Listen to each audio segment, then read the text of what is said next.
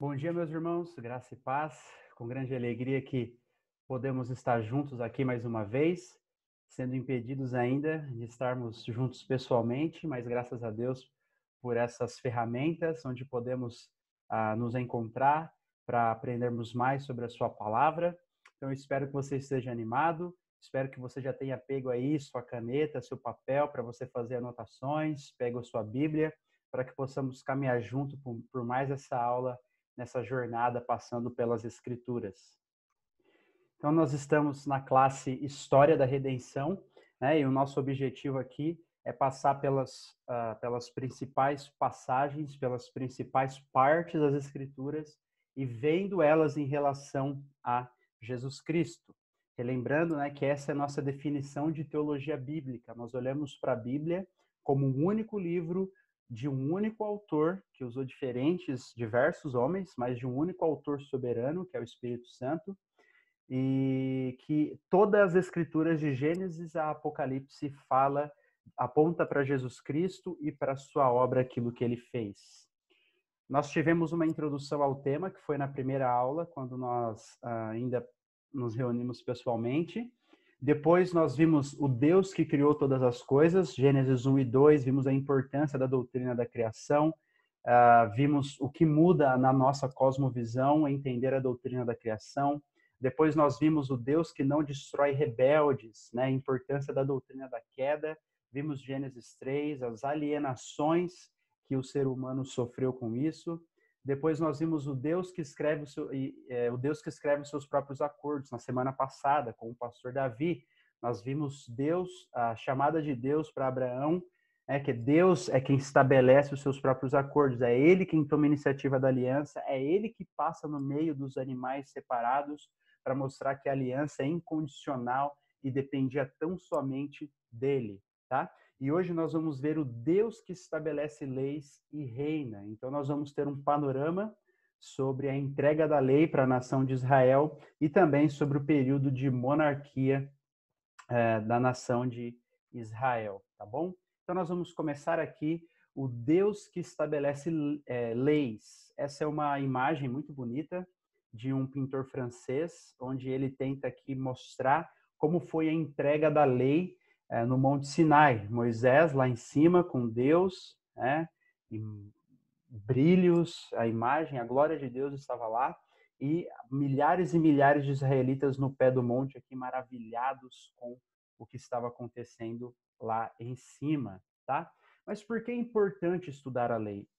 Me parece que no meio evangelical brasileiro, a gente tem a tendência de menosprezar a lei. Nós temos a tendência de pensar, para que serve isso? Eu não vou nem ler. Nós lemos Gênesis ali, uma parte de Êxodo, né? Chega ali no final, ninguém aguenta mais ler. Levítico piorou, Números, então, muito ruim. Deuteronômio piorou, né? Mas não é bem assim. Né? Estudar a importância da lei, o motivo que Deus deu à lei, é, o que a lei significava para o povo de Israel é muito importante para nós entendermos a teologia do Novo Testamento. Não tem como entendermos o Novo Testamento sem entender o Antigo. Por que Deus deu a lei? Por que isso? A lei ainda é válida para os nossos dias? Muitas vertentes do cristianismo ainda defendem a guarda de leis do Antigo Testamento. Será que nós somos obrigados a guardá-la? Qual a relação entre lei e graça, não é? Nós somos salvos pela graça somente mediante a fé em Jesus Cristo, mas é uma fé que produz obediência. Então, qual a relação entre a lei e a graça? Que lei é essa? É a lei do Antigo Testamento? Qual foi o propósito da lei? Deus deu a lei para a nação de Israel por um motivo, por motivos específicos. Quais foram esses motivos?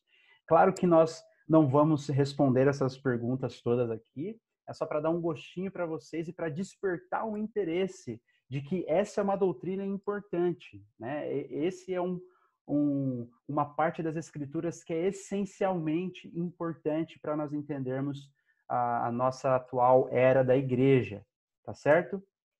Então, só para fazer uma linha do tempo onde nós estamos, tá?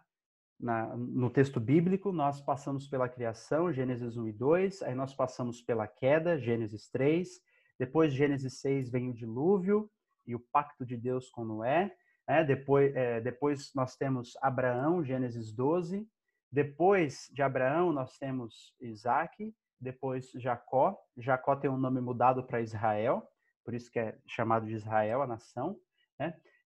Jacó, o Israel, tem os seus 12 filhos, que dão origem às 12 tribos de Israel, e eles vão e terminam seus dias no Egito, e lá eles ficam por séculos, né, por 400 anos. No começo eles estavam prosperando, no começo eles estavam bem, mas aí diz as Escrituras que levantou um rei que não conhecia José e começou a escravizar a nação hebreia lá no Egito, tá bom? Então Deus levanta Moisés para ser o libertador do seu povo naquele tempo, e nós temos o Êxodo. Então é aqui que nós estamos.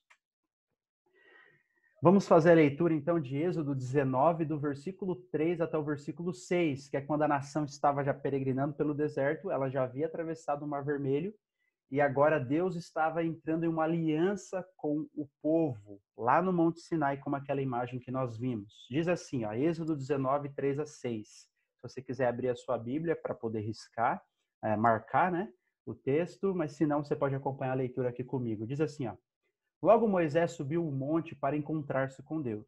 E o Senhor o chamou do monte, dizendo, diga o seguinte aos descendentes de Jacó e declare aos israelitas, vocês viram o que fiz ao Egito e como os transportei sobre asas de águias e os trouxe para junto de mim. Agora, se me obedecerem fielmente e guardarem a minha aliança, vocês serão o meu tesouro especial dentre todas as nações. Embora toda a terra seja minha, vocês serão para mim um reino de sacerdotes e uma nação santa. Essas são as palavras que você dirá aos israelitas. Então, aqui é firmada aquilo que os teólogos chamam de aliança mosaica. Por que mosaica? Né? Porque o intermediador, o mediador entre Deus e os homens foi Moisés. Mas Deus aqui estava entrando uma aliança com o povo. Em Abraão, Deus entrou em aliança com Abraão mesmo. Você vai lembrar em Gênesis 15, Deus e Abraão ali, né, prometendo uma descendência, prometendo abençoar todas as famílias da terra por meio de seu descendente, prometendo uma terra. Agora, na aliança mosaica, Deus vai entrar em aliança com o povo, o próprio povo, a multidão dos israelitas, dos filhos de Abraão. E Israel deveria ser um representante de Deus entre as nações. Nós acabamos de ler. Eles deveriam obedecer a Deus fielmente, mostrar o caráter de Deus, refletir a santidade de Deus dentre os povos.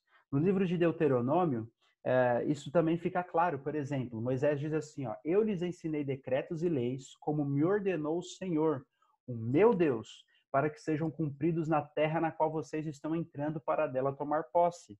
Vocês devem obedecer-lhes e cumpri-los, pois assim os outros povos verão a sabedoria e o discernimento de vocês.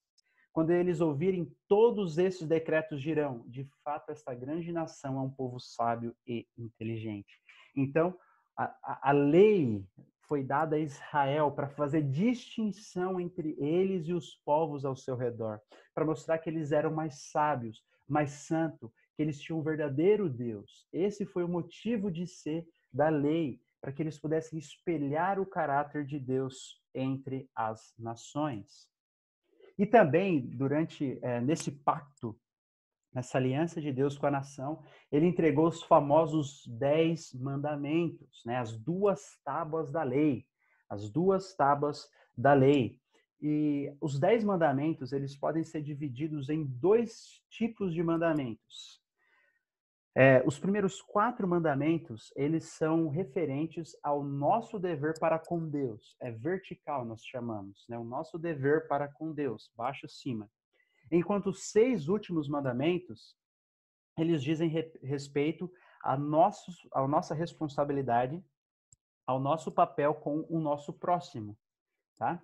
Então, por isso que Jesus vai falar que o resumo da lei, a lei pode ser resumida em amar a Deus acima de todas as coisas, é o maior de todos os mandamentos, e o segundo, e semelhante a esse, amar o próximo como a ti mesmo. Porque os 4 primeiros mandamentos em relação a Deus, amar a Deus sobre todas as coisas, e os 6 últimos, amar ao próximo como a ti mesmo. Lendo os 10 mandamentos só, para a gente relembrar, né? Primeiro, não terás outros deuses diante de mim. Basicamente, Deus está proibindo a idolatria do coração aqui, né? A idolatria do coração do povo israelita. Não farás para ti imagem de escultura e não as adorarás. Deus está proibindo Israel de associá-la a uma imagem, de pensar que aquela imagem o representa e de se prostrar e adorar essa imagem.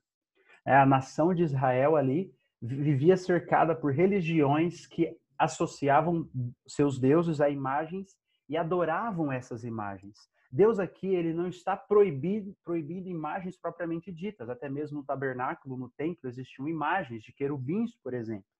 Mas Deus está proibindo de associar uma imagem a ele e de adorarem a essa imagem como se fosse ele. E é interessante porque quando no começo da história da igreja, lá no Império Romano ainda, a sociedade era politeísta, ou seja, ela possuía vários deuses. E os cristãos, eles não adoravam nenhuma imagem representando a Deus. E eles eram acusados de ateus. É engraçado, os cristãos eram acusados pelos politeístas de ateus. Por quê? Porque eles não se dobravam perante uma imagem, eles não adoravam uma imagem. Eles tinham imagens que representavam. O símbolo do peixe é o mais conhecido, mas eles não adoravam nenhuma imagem em respeito a esse mandamento.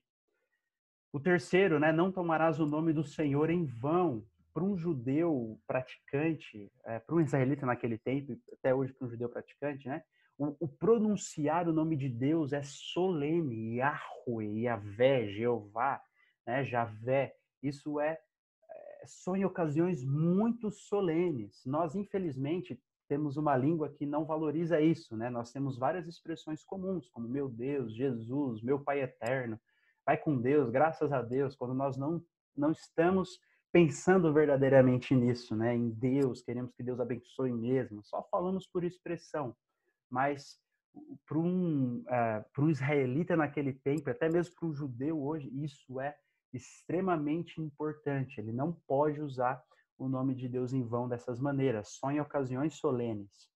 E lembra-te do dia de sábado para o santificar. Por que que isso está em relação a Deus, você pode perguntar, né? Porque não era apenas que o homem deveria trabalhar 6 dias e descansar no sétimo, mas ele deveria separar esse sétimo dia e santificá-lo para Deus. Então não é descansar de todas as suas obras e ficar em casa deitado, né? Mas é separar esse dia para as obras santas, para as obras religiosas, especificamente falando aqui. Tá? Então, por isso, em relação a Deus, um dia especial para nos dedicarmos tão somente às coisas ligadas à religião, falando aqui do Antigo Testamento. E os outros 6, então, falam sobre a nossa relação com os nossos próximos, né? Aos nossos pais, pai e mãe, nossos familiares, não matarás, homicídio, não adulterarás, né? O leito, o matrimônio, não furtarás, não dirás falso testemunho e não cobiçarás. Então, amar a Deus sobre todas as coisas resume os 4 primeiros mandamentos e os 6 outros mandamentos são resumidos em amar o próximo como a ti mesmo. Uma coisa muito importante também sobre esse período da lei de Moisés, esse período da entrega da lei para Moisés é a questão do tabernáculo, tá? Deus ali, ele não entregou apenas os 10 mandamentos, Deus entregou vários outros mandamentos. Inclusive, ele entregou como deveria ser feito o tabernáculo, né? E o tabernáculo, ele foi feito dessa maneira, mais ou menos, como vocês estão vendo, para que ele pudesse ser carregado para onde quer que a nação de Israel fosse. E ele representava a extensão da presença de Deus no meio do povo, tá bom? Deus não estava só no tabernáculo. Deus é onipresente, está em todos os lugares, mas ali ele escolheu de maneira especial como representação de que ele estava junto com o seu povo. E isso é muito importante, porque essa ideia de tabernáculo, templo, reflete no Novo Testamento também.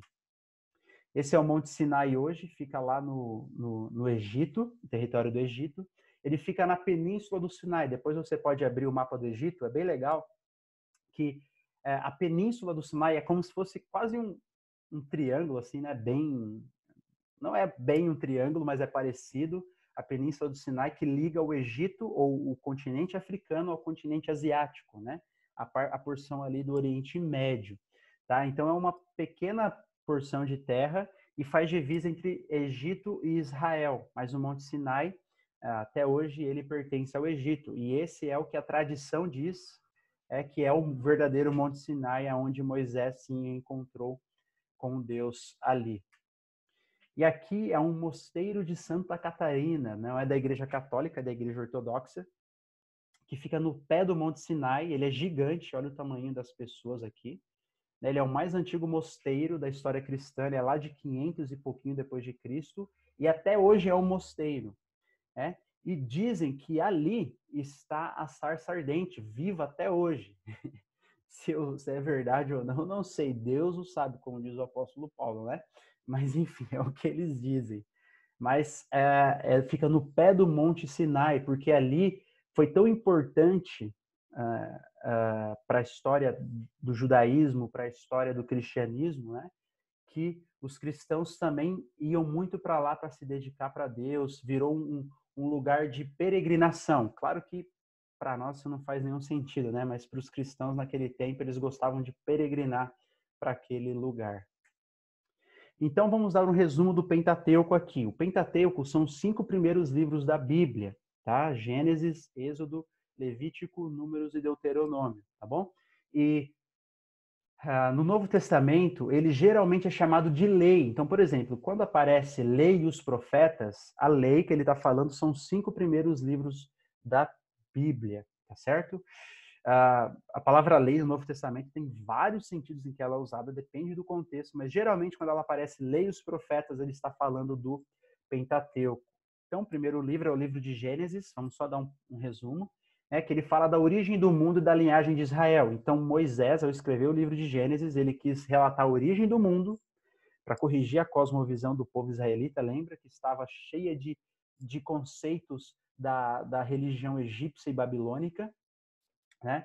Então ele queria corrigir isso, falando sobre a origem do mundo, mas também falando sobre a origem da linhagem de Israel. Ele queria mostrar que a origem da linhagem de Israel foi com Abraão. Então, por isso que ele gasta a maior parte do livro falando desde Abraão até os 12 filhos de Jacó. Depois nós temos o livro de Êxodo, que vai falar sobre a libertação desse povo, que agora virou escravo, e da aliança de Deus com o povo de Israel no Monte Sinai. Depois nós temos o livro de Levítico, que são as leis e ordenanças para os sacrifícios e adoração. Todo o sistema sacrificial, né, todo o sistema de adoração, a religião israelita está normatizada aqui no livro de Levítico. Depois nós temos o livro de Números, que ele vai falar sobre o censo do povo, por isso Números, e da história do Monte Sinai até antes de atravessar o Jordão. Então, a história do povo, desde quando Deus fez aliança com eles, até antes deles atravessarem o Jordão e entrarem na terra propriamente dita prometida, tá? E por último, o livro de Deuteronômio, que é uma repetição da lei, e da aliança para a nova geração. A geração que saiu do Egito por causa da desobediência, morreu ali no deserto, Deus não deixou com que eles entrassem na terra prometida, e menos Josué e Caleb, e agora a nova geração, então, estava preparada para entrar na terra, só que antes Moisés, então, repete a lei e a aliança para eles, antes deles cruzarem o rio Jordão. E aí nós entramos no período dos juízes. Antes ainda do período dos juízes propriamente dito, nós temos o livro do Josué, então, que vai narrar a conquista dessa terra prometida, que durou mais ou menos 7 anos.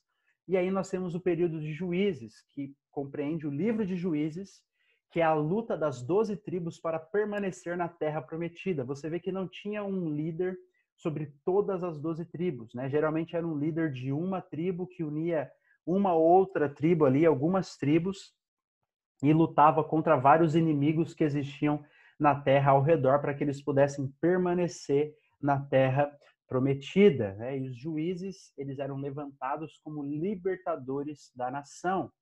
E o livro de Juízes é bem conhecido pelo ciclo de juízes, né? Que é quando o povo, geralmente o povo tinha um tempo de descanso, quando eles entraram na Terra Prometida, eles tiveram um tempo de descanso, mas aí caíram em pecado, né? Eles caíam em pecado, Deus mandava uma nação, então, a inimiga ali, para julgar o seu povo, e então Deus levantava um juiz, um libertador, para que pudesse lutar e para libertar esse povo de Israel. Então eles experimentavam descanso de novo, mas daí eles caíam em pecado, Deus levantava um juiz para libertar eles das nações que vinham para atacá-los, aí libertava um tempo de descanso e assim ia, né?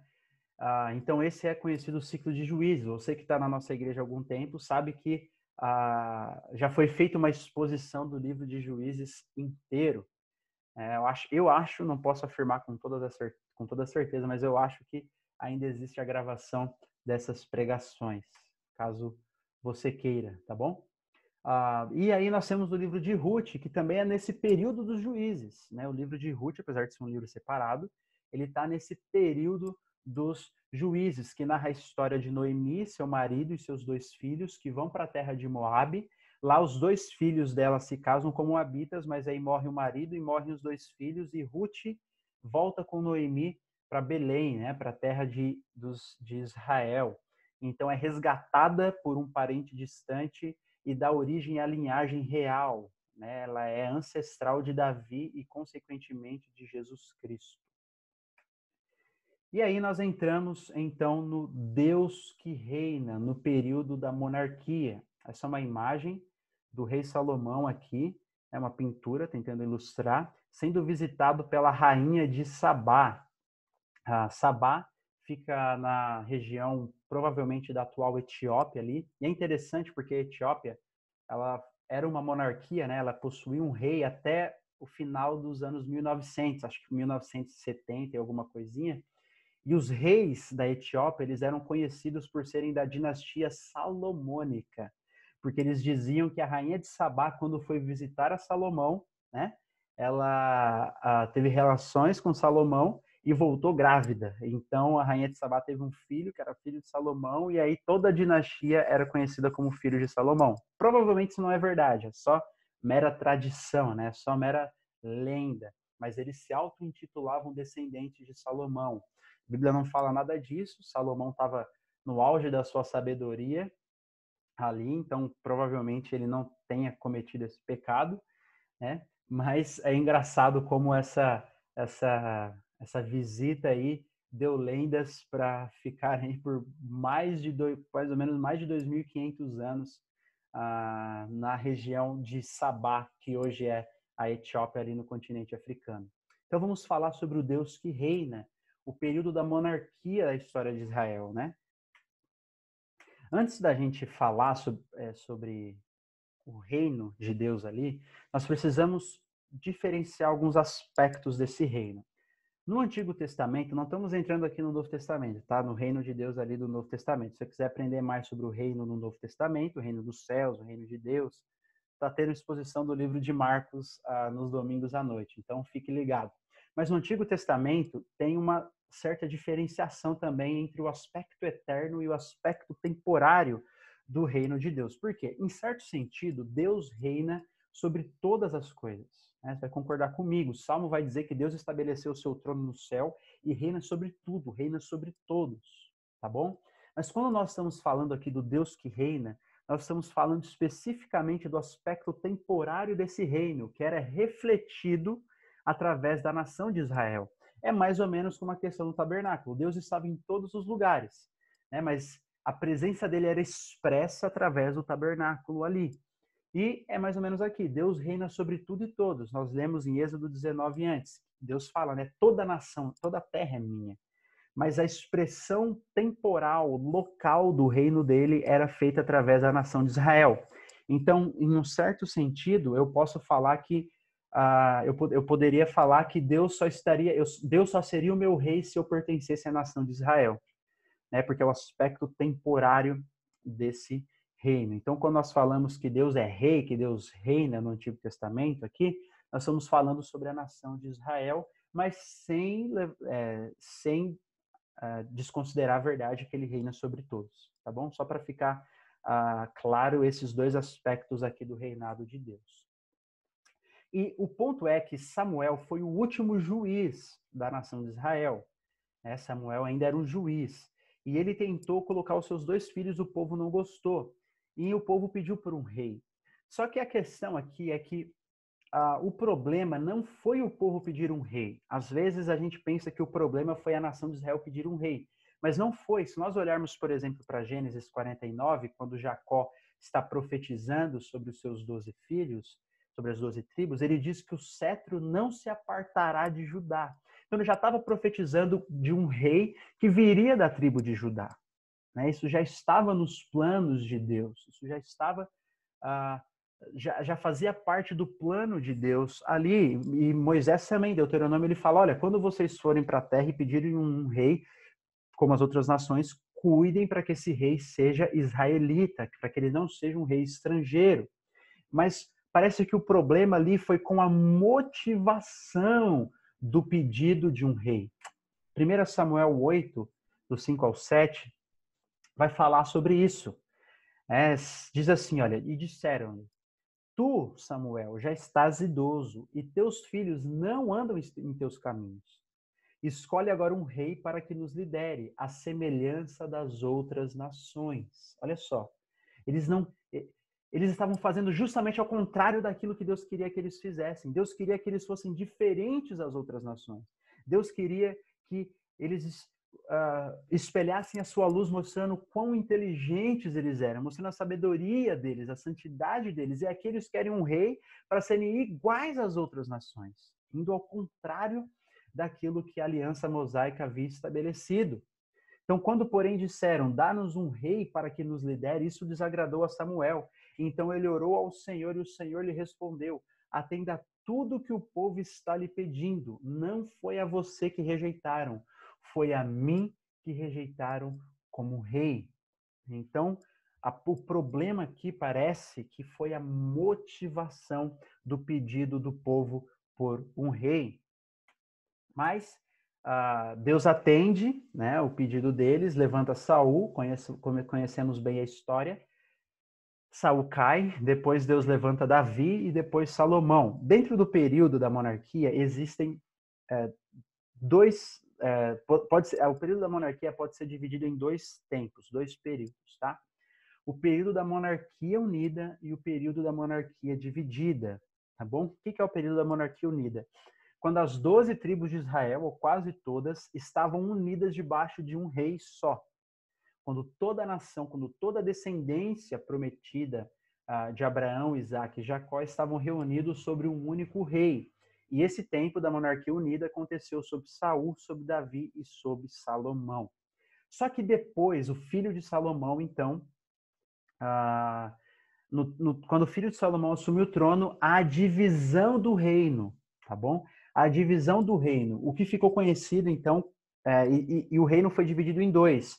E o do norte, o reino do norte ficou conhecido como Reino de Israel, aqui, ó, com sua capital em Samaria, e o reino do sul, aqui, conhecido como Reino de Judá, que é a capital Jerusalém. É por isso que aqui agora é uma diferenciação, né? Aqui, esse povo agora é conhecido como povo judeu, tá bom? Povo judeu, porque foi conhecido como Reino de Judá. Mais ou menos 10 tribos foram para o reino do norte de Israel, tá? E a tribo de Benjamim, a tribo de Judá e boa parte da tribo dos levitas ficaram no reino do sul. Os 2 reinos faziam parte do povo de Deus, ainda naquele tempo, tá certo? Deus mandou profetas ou para um ou para outro, ou um para os 2, né? Um mesmo profeta que profetizou para os 2 reinos, mas de fato Deus exerceu e mandou mensageiros para os 2 reinos. Só que o reino de Israel, o reino do norte, ele foi um reino mergulhado em idolatria. De vários reis que eles tiveram, nenhum deles foi dito que era piedoso, enquanto o reino de Judá ele teve alguns reis piedosos, teve reis perversos, mas também teve eles tiveram reis piedosos. E o reino de Judá, ele se manteve fiel à descendência de Davi, à dinastia de Davi. Então, os reis de Judá, do Reino do Sul, a não ser em um caso que uma mulher tentou usurpar o trono, mas todos eles eram descendentes de Davi, enquanto o reino de Israel, o reino do norte, eles tiveram vários reis de dinastias diferentes, né? Uma dinastia é quando os reis são descendentes, provêm da mesma família. Então, basicamente é isso. Quando você for ler reis, por exemplo, você vai ver que existe essa diferenciação. O rei de Israel, fulano, rei de Israel, e ciclano, rei de Judá, porque haviam dois reinos ali, né? O período da monarquia dividida. E o reino do norte, ele teve seu fim com o cativeiro assírio, tá bom? O reino do norte, ele foi destruído pela Assíria, E é interessante porque ele foi destruído em 721 a.C. O reino do sul ainda permaneceu por alguns séculos, tá bom? E essa invasão pela Síria e o cativeiro assírio, ele gerou aquilo que nós conhecemos como samaritanos. Por quê? Porque a Síria, ela veio, levou uma parte do povo cativo aqui do Reino do Norte, mas também mandou vários povos aqui para fazer uma miscigenação entre raças. E com isso houve uma miscigenação de religiões também. Então os judeus do Reino de Judá começaram cada vez mais a não gostarem dos samaritanos, que foi a origem dessa mistura de raças e religiões que aconteceu ali. Por isso que no Novo Testamento você vai ver que os judeus não se davam com os samaritanos, apesar deles terem uma ancestralidade comum, eles eram descendentes das 12 tribos, mas os samaritanos aqui na região norte, eles haviam se misturado com outros povos, tá certo? Então, o reino de Israel caiu sobre o cativeiro da Síria. E o reino do sul, sim, é que caiu sobre o famoso cativeiro babilônico, né? Nós conhecemos o cativeiro, conhecemos bem essa história do cativeiro babilônico, 70 anos. Isso agora é especificamente para o reino do sul, para o reino de Judá. E ele caiu definitivamente em 586, tá bom? 586 eles foram levados então para a Babilônia, cativeiro, por isso só os mais pobres ficaram. Foram lá e depois de 70 anos, várias remessas deles retornaram ali para reconstruir o templo, reconstruir os muros da cidade. Se você quiser saber dessa história, leia o livro de Esdras, Neemias e Esther, né, que vai contar essa história do retorno do povo do cativeiro babilônico para Jerusalém, para a terra de Judá. Então, lembre-se, quando nós estamos falando da monarquia, existem esses dois tempos, a monarquia unida e a monarquia dividida. E uma coisa interessante que aconteceu nesse tempo da monarquia é aquilo que nós podemos chamar de pacto davídico, ou a aliança de Deus com Davi. Deus entrou em pacto com Adão, depois entrou em um pacto com Noé, o arco-íris, o símbolo desse pacto, depois entrou em pacto com Abraão, depois entrou em um pacto com os israelitas no Monte Sinai, e agora Deus entrou em um pacto com Davi, é conhecido como a aliança davídica. E é sobre ela que nós vamos falar agora. Você pode abrir a sua Bíblia em 2 Samuel 7, 1-7, ou acompanhar a leitura aqui comigo. Diz assim, ó: o rei Davi já morava em seu palácio, e o Senhor lhe dera descanso de todos os seus inimigos ao redor. Certo dia ele disse ao profeta Natã: aqui eu estou, morando num palácio de cedro, enquanto a arca do Senhor permanece numa simples tenda. Natã respondeu ao rei: faze o que tiveres em mente, pois o Senhor está contigo. E naquela mesma noite o Senhor falou a Natã: vá dizer ao meu servo Davi que assim diz o Senhor: você construirá uma casa para eu morar? Não tenho morado em nenhuma casa desde o dia em que tirei os israelitas do Egito. Tenho ido de uma tenda para outra, de um tabernáculo para outro. Olha o tabernáculo aqui, né? Ele podia ser movido, Deus estava indo de um tabernáculo para outro. Por onde tenho acompanhado os israelitas, alguma vez perguntei a algum líder deles, a quem eu ordenei que pastoreasse o meu povo de Israel: por que você não me construiu um templo de cedro? Então, Davi, ele quis construir uma casa para Deus. O ponto é que Davi, ele tinha feito um palácio gigantesco para ele, tinha feito um palácio monumental, E então a consciência dele pensou ali, né? Meu Deus, eu moro num palácio maravilhoso, enquanto Deus mora num tabernáculo, numa tenda. Não, eu quero construir uma casa para Deus, uma coisa monumental para Deus. Então, Natã, o profeta Natã ali fica feliz, e diz, vai, faz o que está no teu coração. Mas então, Deus não permite que Davi construa esse templo, mas ele diz que o filho de Davi construiria esse templo, por dois motivos. O Carson, que nós estamos acompanhando aqui, diz que foi para mostrar que é somente Deus quem toma a iniciativa nas mudanças cruciais da história bíblica. Né? Nós vimos que é Deus quem tomou a iniciativa com Abraão, Deus quem toma a iniciativa, Deus que vem. Então, quando Davi falou, eu quero construir uma casa para Deus, Deus falou, opa, calma, não é como você quer, tá bom? Apesar de ser maravilhoso esse seu desejo, Deus vai recompensar o desejo de Davi, né? Mas é Deus quem toma a iniciativa dessas mudanças. E também porque é Deus quem engrandece os seus servos, e não o contrário. Né? O nome do Senhor já é engrandecido, o nome do Senhor é grande. É Deus que engrandece os seus servos, e não ao contrário.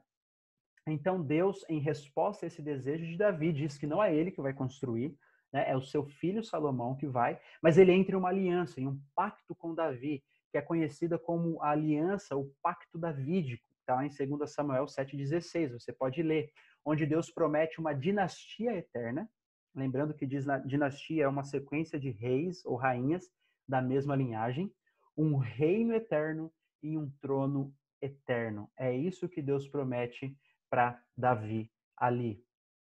Então, nós passamos um panorama bem rápido, é claro que não dá para abordar todas as coisas importantes desses relatos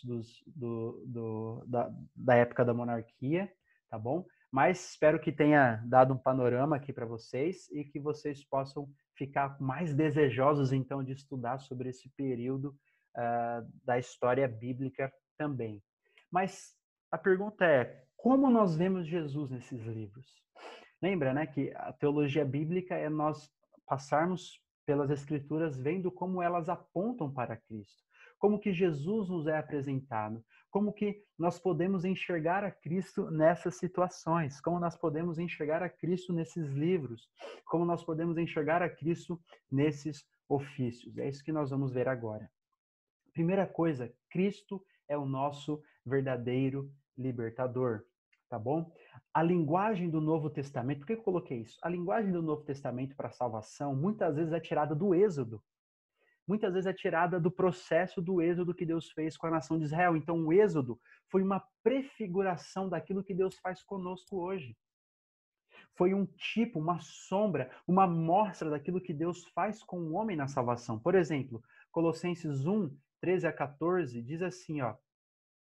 Pois ele nos resgatou do domínio das trevas e nos transportou para o reino do Filho do seu amado, em quem temos a redenção, a saber, o perdão dos pecados. Então, olha a imagem aqui. Ele nos resgatou, resgate, né? Então nós estávamos debaixo do domínio das trevas, assim como os israelitas estavam debaixo do domínio do Egito. Deus nos resgatou, como Moisés resgatou o povo israelita, e nos transportou para a terra prometida, ou para o reino do Filho do seu amado.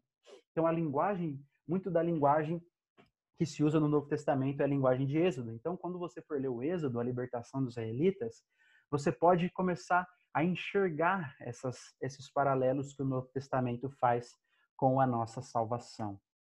Seguindo, Cristo é o tabernáculo final de Deus entre nós, por assim dizer. O pastor Flávio gosta muito de usar esse termo, né? Cristo tabernaculou entre nós. João 1,14 vai dizer que o verbo se fez carne. Deus mesmo se encarnou. Então, essa ideia da presença de Deus em um lugar específico, ela teve a sua culminação em Jesus Cristo. Ela teve o seu ponto maior em Jesus Cristo. Então, mais uma vez, para entender essa ideia, nós precisamos entender o Antigo Testamento, o que significava o tabernáculo, que depois foi substituído pelo templo, né? Até Davi, como nós vimos, era um tabernáculo, depois de Salomão em diante foi substituído pelo templo. Outra ideia do Novo Testamento que tira do Antigo é que os crentes são templo de Deus. Por exemplo, Jesus vai dizer, né, que Deus viria com ele e habitaria em seus filhos. E 1 Coríntios vai falar, né, o livro de Coríntios, que nós somos templo do Espírito Santo. Da onde vem essa ideia? Do Antigo Testamento, do templo. Antes, por assim dizer, né, Deus, a representação de Deus era ali naquele templo, naquela construção, mas agora é no seu próprio povo, na união do seu povo, independente de construção ou não. Da onde essa imagem é tirada? Do Antigo Testamento. Uma outra coisa que nós podemos aprender aqui é que Cristo cumpriu a lei por nós. É muito interessante que muitos cristãos, muitos de nós, tendemos a desvalorizar a vida de Jesus, né? Vou fazer uma pergunta. Jesus poderia ter já descido com 33 anos, mais ou menos, né? Não sabemos exatamente a idade, mas ele poderia ter descido, por assim dizer, com 33 anos, e ele poderia ter direto ido para a cruz, poderia ter descido, ter morrido e pronto? Será que isso já seria o suficiente? Por que foi essencial que Jesus se encarnasse e que ele vivesse uma vida, então que ele morresse e ressuscitasse? Nós somos salvos pela vida e morte e ressurreição de Cristo, não apenas pela morte, tá? Pela vida, morte e ressurreição de Cristo. Por quê? Porque Cristo teve que viver para cumprir toda a lei por nós. Nós somos justificados, ou seja, toda a nossa dívida foi paga por causa da morte de Cristo, mas agora Deus nos considera justos, como se nós tivéssemos obedecido perfeitamente toda a lei, porque Cristo morreu em nosso lugar, Cristo viveu em nosso lugar, viveu toda a lei por nós. Então, uma ilustração que geralmente é dada, Cristo não apenas tirou o saldo negativo da nossa conta diante de Deus, mas ele foi lá e colocou o seu depósito, ele deixou a nossa conta positiva diante de Deus. Então, por isso que Cristo cumpriu a lei. Todas essas ordenanças dadas para a nação de Israel no Monte Sinai, no livro de Levíticos, repetido em Números e Deuteronômio, tudo isso foi cumprido por Jesus de maneira perfeita. Cristo cumpriu a lei. E sendo assim, então, isso é muito importante, é por isso que eu quero que nós abramos esse texto. Efésios 2, versículo 11, tá bom? Preste atenção. Portanto, lembrem-se de que anteriormente vocês eram gentios por nascimento e chamados incircuncisão pelos que se chamam circuncisão, feita no corpo por mãos humanas, e que naquela época vocês estavam sem Cristo, separados da comunidade de Israel, sendo estrangeiros quanto às alianças da promessa, sem esperança e sem Deus no mundo. Né? Eu e você que ele está falando, nós gentios, a não ser que você seja um descendente de Abraão aí, né? Mas provavelmente não. Mas agora em Cristo Jesus, vocês e eu, né? Paulo está falando vocês porque ele era um descendente de Abraão, óbvio, que antes estavam longe, foram aproximados mediante o sangue de Cristo. Presta atenção agora. Pois ele é a nossa paz, o qual de ambos fez um, e destruiu a barreira, o muro da inimizade, anulando em seu corpo a lei dos mandamentos expressa em ordenanças. O objetivo dele era criar em si mesmo dos dois um novo homem, fazendo a paz e reconciliar com Deus os dois, os judeus e os gentios, em um corpo, por meio da cruz, pelo qual ele destruiu a inimizade. Então, Paulo está falando aqui que tudo aquilo que diferenciava os judeus, aquelas leis que diferenciavam os judeus dos gentios, caiu. Caiu. Por que nós, então, não guardamos aquelas leis de alimento? Não comer carne de porco é mais conhecida, né? Mas existem várias outras. Por que nós não guardamos, então, a lei sobre vestes? Existiam leis sobre vestes. Por que nós não guardamos, não estamos preocupados com isso? Por que nós não guardamos as leis quanto a carregar um defunto, por exemplo? Quem tocar num defunto era impuro, tinha que ficar dias lá, se lavar na água. Por que nós não guardamos leis quanto ao nascimento, né? Existia um ritual de purificação. Ou da mulher quando menstruada, todas essas leis que serviam para diferenciar a nação de Israel das outras nações, isso caiu com Cristo. Isso caiu com Cristo. Não estou falando que nós não temos que obedecer à lei de Deus. No Novo Testamento existem vários mandamentos, e os princípios por trás desses mandamentos do Antigo Testamento ainda estão no Novo Testamento. Né? Nós vemos a repetição dos 10 mandamentos, por assim dizer, no Novo Testamento. Mas essas leis em forma de ordenança, essas leis que vinham para diferenciar Israel do povo de Deus, Israel dos gentios, isso caiu com Cristo. Por isso que nós não guardamos mais. Por isso que nós não precisamos guardar mais. Bom, você quer seguir por algum motivo aí? Você segue, mas não acha que ninguém é pior ou melhor do que você por causa disso. Tá bom? Não é mais obrigado. Você não precisa mais seguir. Nem mesmo um judeu que se converte. Nem mesmo um judeu que se converte, ele precisa seguir isso que está lá no Antigo Testamento. Por isso que é muito importante, veja, muito importante entendermos o Antigo Testamento para compreendermos o Novo. Cristo é o Cordeiro de Deus. Todo aquele sistema sacrificial que foi dado ali em Êxodo, em Levíticos, sobre o cordeiro, o bode, aquilo que era sacrificado, isso é cumprido em Cristo também. Né? Cristo é o Cordeiro de Deus. E você não consegue entender o que significa ele ser o Cordeiro de Deus se você não entender para que servia um cordeiro no Antigo Testamento. João fala, eis o Cordeiro de Deus que tira o pecado do mundo. Não é? Então, por que ele chama Jesus de Cordeiro de Deus? Porque ele é aquele que é sacrificado em nome do povo. Né? Sacrificado para levar o pecado do povo. Cristo é o nosso sumo sacerdote. O sumo sacerdote, ele entrava no Santo dos Santos, diante da presença máxima de Deus no tabernáculo, no templo, uma vez por ano. E representava o povo diante de Deus. Ele fazia expiação pelos pecados do povo. Ele representava o povo diante de Deus. Então, o Novo Testamento dá muita ênfase, principalmente o livro de Hebreus, que Cristo é nosso sumo sacerdote. Se você não entender o que o Antigo Testamento diz sobre o sumo sacerdote, você não vai entender o que significa Cristo ser o nosso sumo sacerdote. Olha Hebreus 4, olha, visto que temos um grande sumo sacerdote que adentrou os céus, Jesus, o Filho de Deus, apeguemo-nos com toda a firmeza à fé que professamos, pois não temos um sumo sacerdote que não possa compadecer-se das nossas fraquezas, mas sim alguém que, como nós, passou por todo tipo de tentação, porém sem pecado.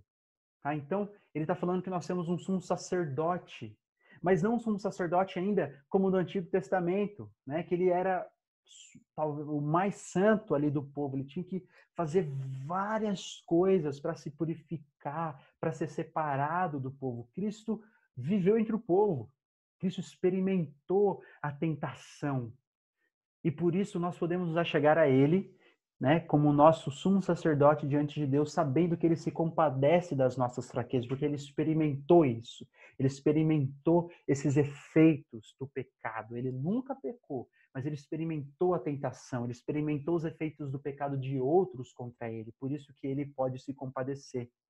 Essa ideia de sumo sacerdote tirada do Antigo Testamento. E por último, Cristo é o nosso Rei, né? Quando você for ler, seja Gênesis, quando você for ler Juízes, quando você for ler o tempo da monarquia, saiba que todos eles ali, por mais que eles ainda não tinham a plena compreensão, todos os autores bíblicos estavam querendo apontar para Cristo. Estavam querendo apontar para Cristo. Cristo era o descendente da mulher, né, que haveria de vir. Cristo era o descendente de Abraão, que abençoaria todas as famílias da terra. Cristo é aquele que é o único que poderia cumprir toda a aliança mosaica. Cristo é o verdadeiro Cordeiro de Deus. Cristo é o verdadeiro sumo sacerdote. Cristo é o verdadeiro juiz e libertador do seu povo. Cristo é o verdadeiro resgatador, né? O que resgatou Ruth. Cristo é o verdadeiro resgatador que nos resgata. Cristo é o verdadeiro rei, aquele que nos lidera, aquele que nos leva, sim, ao descanso. Lucas, olha como Lucas apresenta Cristo como cumpridor da promessa que Deus fez a Davi. Ele será grande e será chamado Filho do Altíssimo. O Senhor Deus lhe dará o trono do seu pai Davi. Veja, ele é descendente de Davi, né? Filho de Davi, Mateus 1:1 vai dizer. Ou seja, da dinastia, uma dinastia eterna de Davi. Ele vai ter o trono de Davi e ele reinará para sempre. Uma dinastia eterna, um trono eterno e um reino eterno. As três coisas são cumpridas em Jesus Cristo. As três coisas são cumpridas em Jesus. Por quê? Porque Ele é o verdadeiro Rei. Ele é o nosso verdadeiro Rei. Então, Cristo é o nosso libertador. Cristo tabernaculou entre nós. Os crentes são o templo de Deus. Cristo cumpriu a lei, Cristo é o Cordeiro de Deus, Cristo é o nosso sumo sacerdote e Cristo é o nosso Rei. E para encerrar, eu queria ler as palavras de Davi. Davi, quando ele ouviu, né, o que Deus faria com ele então caiu uma explosão de adoração a Deus. Quando ele ouviu a promessa de Deus, o pacto daquilo que Deus faria com ele caiu em adoração diante de Deus. Então, diz que ele entrou, o rei Davi, na casa do Senhor, no tabernáculo, ficou perante ele e disse: Quem sou eu, Senhor Deus, e qual é a minha casa, para que me tenhas trazido até aqui? Foi isso ainda há pouco aos teus olhos, Senhor Deus, de maneira que também falaste a respeito da casa de teu servo para tempos distantes. E isso é instrução para todos os homens, ó Senhor Deus. Que mais ainda te poderá dizer Davi, pois tu conheces bem o teu servo, ó Senhor Deus, por causa da tua palavra e segundo o teu coração, fizeste toda essa grandeza, dando a conhecer a teu servo. Portanto, grandíssimo és, ó Senhor Deus, porque não há semelhante a ti, e não há outro Deus além de ti, segundo tudo que nós mesmos temos ouvido. Então, nós estamos passando aqui por várias alianças que Deus fez com a nação de Israel ali, com indivíduos, depois com a nação, mas isso é para nos mostrar, todas essas alianças culminam na nova aliança, na aliança que Cristo fez com cada um de nós na cruz, ao viver, ao morrer e ao ressuscitar conosco. Então, ao lembrar, ao estudar essas alianças, ao estudar essas leis, ao estudar os ofícios de Cristo, lembre-se de que Cristo entrou em uma aliança comigo e com você, e que essa aliança, então, possa nos fazer adorar a Deus, adorar a Jesus, como Davi aqui, em expressão aquilo que Deus prometeu para ele, que ao você ver as promessas que Deus faz para você, ao ter entrado em uma aliança contigo na cruz, que isso possa te levar em adoração, te levar a louvor, a glória de Deus, assim como o rei Davi. Então, tenha em mente sempre Cristo. Cristo é o único que cumpre tudo que o Antigo Testamento diz. Que Cristo, então, seja a luz dos nossos olhos, seja o ardor do nosso coração e possamos vê-lo, então, em todas as Escrituras, para que possamos viver uma vida para glorificá-lo. Que Deus abençoe. Queria relembrar das tarefas, né? Não poderia esquecer. Então, que você possa responder o questionário que nós vamos enviar, que você possa também ler o livro de Eclesiastes, tá bom? O livro de Eclesiastes, nós vamos na próxima aula fazer um panorama sobre os livros proféticos e os livros de sabedoria, mas são muitos livros, não dá para ler todos. Então, que você possa meditar no livro de Eclesiastes, são 12 capítulos ali, ele é muito atual para a nossa geração. Então, que você possa lê-lo, meditar nele durante essa semana e também ler o próximo capítulo do livro, Deus que é inescrutavelmente sábio, tá bom? Deus abençoe, meus irmãos. Qualquer dúvida, estamos à disposição. Você pode mandar uma mensagem no WhatsApp, você pode colocar lá na planilha que nós procuraremos responder vocês com toda alegria. Deus abençoe, um ótimo domingo para vocês.